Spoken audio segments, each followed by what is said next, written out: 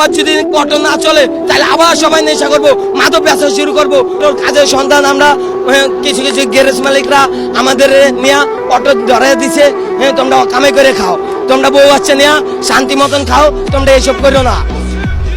আগে নেশা রাস্তাঘাটে চুরি হইতো, ডাকাতি হইতো, মানুষের ওটা ছিনতাইগিরি হইতো। এখন আছে ওগুলা নাই, ওগুলা একটা টোকাইও নাই এখন রাস্তায়। এখন কোনো বাংলাদেশি বেকার নাই কাজ পায়া।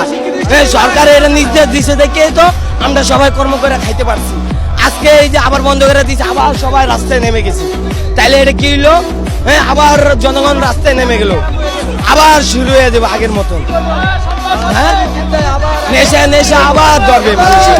আগে মাদক ব্যস্ত, জায়গায় জায়গায় মাদক ব্যস্ত, এখন এই অটো পায়া মাদক ব্যবসা বন্ধ। এখন আবার যদি বন্ধ করে দেয় অটো, তাহলে কেউ মাদক বেচবে, কেউ চুরি করবে, কেউ ডাকাতি করবে, কেউ পকেট মারবে, কেউ বাসের চালনা দেওয়া মোবাইল ছিনতাইগিরি করবে, এইসবই হবে আগের মতো।